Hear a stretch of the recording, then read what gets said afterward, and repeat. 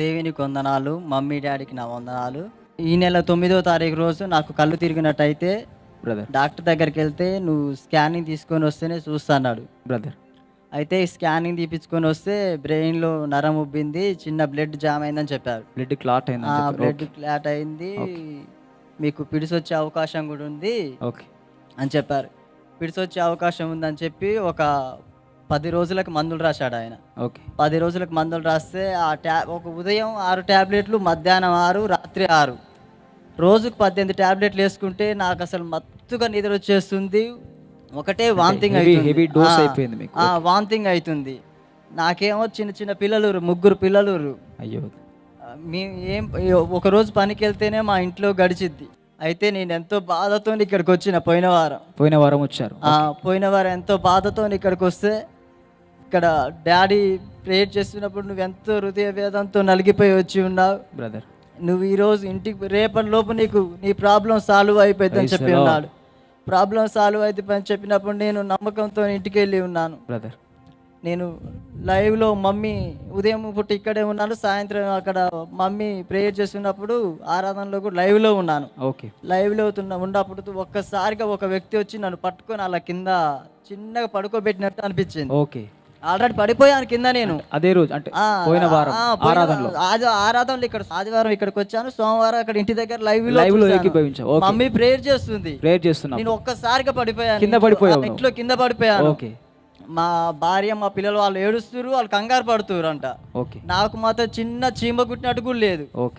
నేను అప్పుడు లేచి ఇంకప్పుడు నేను చాలా ఏడ్చుకుంటూ ప్రేయర్ చేసి అసలు ఇంతగా త్వరగా నన్ను బాగు చేస్తామని అనుకోలేదు ప్రభు. నేను అసలు ఏమి ఇవ్వగలనయ్యా, నేను ఎంతో ఏడ్చుకుంటూ ప్రేయర్ చేసి మనం బాధపడాల్సిన అవసరం లేదు, ఇక దేవుడు బాగు చేసి నన్ను రేపు పొద్దున్నే వెళ్ళి మళ్ళీ మనం స్కానింగ్ తీసుకోవాలి అని చెప్పాను. రేపు పొద్దున్నే వెళ్ళి మనం స్కానింగ్ తీసుకోవాలంటే అదేంది డాక్టర్ 3 నెలలు టాబ్లెట్లు వాడాలని చెప్పి నువ్వు అప్పుడే రేపు పొద్దున పోతున్నట్టు మళ్ళీ పైసలు తాండగా ఏంది నిన్న ఇటు పోయినావు అటు పోయినావు అని ఆమె అంటుంది. ఏమీ కాదు, మనకి రేపు పొద్దున తీసుకుందాం పా, ఏమి లేదని నేను అసలు ఇంక మేము వెళ్ళి స్కానింగ్ తీసుకొని వచ్చాం. స్కానింగ్ తీసుకొని డాక్టర్ దగ్గరికి వెళ్ళాం. ఆ రోజుకి మేము అప్పటికి 2100 టాబ్లెట్లు తీసుకున్నాం ఫస్ట్. అయ్యో, ఒక 3 టాబ్లెట్లే, ఒక్కొక్కట్లో 3 టాబ్లెట్లు వేసుకున్నాను, 3 పూటలే.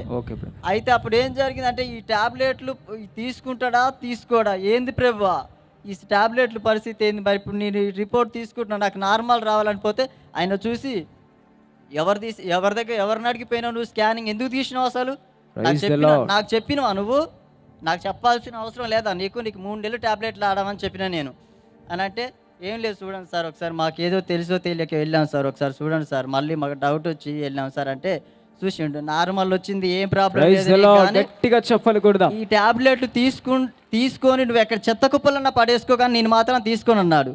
అప్పుడే నా మనసులో నేను స్థుతించుకున్నాను. ఇక్కడ వచ్చి సాక్ష్యం చెప్పుకుంటా, తండ్రి ఇంత ప్రాబ్లం తీసేసిన దేవుడు ఇతని మనసు మారసలేవను అనుకున్నాను. అప్పుడు మళ్ళీ వెళ్ళి అక్కడ మెడికల్ షాప్లో అయిపోయి నీ డబ్బులు నీకు తిరిగి ఇస్తాడని చెప్పి ఇప్పుడు పూర్తిగా నార్మల్ అయిపోయింది బ్రదర్. మీకు ఇప్పుడు ఎలాంటి నొప్పి కానీ ఎలాంటి లేదు, లైవ్ లో ఏకీభవించినప్పుడు మీకు మీరే కింద పడిపోయారు. అంటే మీకు తెలియదా కింద పడింది? నాకు తెలియదు, అసలు తెలియకుండా పడిపోయారు. పెద్ద శబ్దం వచ్చిందంట, నాకు మాత్రం చిన్న చీమ కుట్టినట్టు లేదు. అంటే మీలో ఉన్న దురాత్మ వెళ్ళిపోయింది బ్రదర్. ఆ రోజు నుంచి దేవుడు మిమ్మల్ని సంపూర్తిగా స్వస్థపరిచాడు. మీరు వెళ్ళగానే దేవుడు సంపూర్తిగా నార్మల్ రిపోర్ట్స్ ఇచ్చాడు. చూసారు కదండి, తను ప్రతిరోజు కష్టం చేసుకుంటేనే కానీ ఆ పూట గడవని స్థితి నా సహోదరుడు చెప్తున్నాడు. 3 చిన్న పిల్లలు కూడా ఉన్నారు, చాలా కష్టస్థితిలో ఉన్నాడు బ్రదర్. కానీ దేవుడు ఆ సహోదరుని ఆదరించి సంపూర్తిగా దేవుడు స్వస్థపరిచాడు. లైవ్లో ఏకీభవిస్తుండగానే తనకు తెలియకుండానే పరిశుద్ధాత్మ తనను తాకడం ద్వారా అతను కింద పడిపోయాడు. తనలో ఉన్న దురాత్మ వెళ్ళిపోయింది. ఇప్పుడు సంపూర్తిగా నార్మల్ రిపోర్ట్స్ పొందుకున్నాడు. ఇప్పుడు మన మధ్యలో సజీవునిగా సాక్ష్యం. చూడండి, చిన్న పిల్లలు ఒకసారి చూడండి, వాళ్ళ ఫ్యామిలీ కదా, చిన్న పిల్లలు అండి. అప్పుడు వారు తన రోజు కష్టం చేసుకుంటూనే కానీ తన కుటుంబం గడవదంట. కానీ ఇప్పుడు దేవుడు ఎంతో గొప్ప కార్యం, తన ఫీజు లేకుండా ఆ మెడిసిన్ కూడా రిటర్న్ తీసుకున్నారు. అసలు మెడిసిన్ రిటర్న్ తీసుకోమన్న వారు కూడా తను ప్రార్థన చేసుకున్నాడంట, మెడిసిన్ రిటర్న్ తీసుకోవాలని. మెడిసిన్ రిటర్న్ తీసుకున్నారు, ఫీజు కూడా తీసుకోలేదు. గట్టిగా చప్పలు కొడదాం ఒకసారి, దేవునికి మహిమ కలుగుతుంది.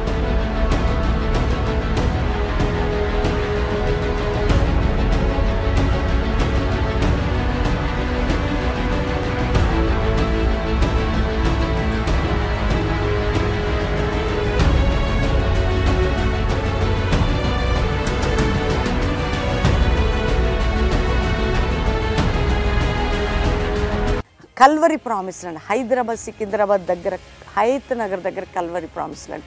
మీరు ఎవరు వచ్చినా 3 ఆరాధనలు ఉంటాయి కల్వరి ప్రామిస్ ల్యాండ్. 7 నుంచి 9, 10 నుంచి 12, సాయంత్రం 6 నుంచి 9 పాలు పొందొచ్చు. అక్కడ ఉండొచ్చు, వ్యక్తిగతం కలిసి ప్రార్థన చేయించుకుని వెళ్ళొచ్చు.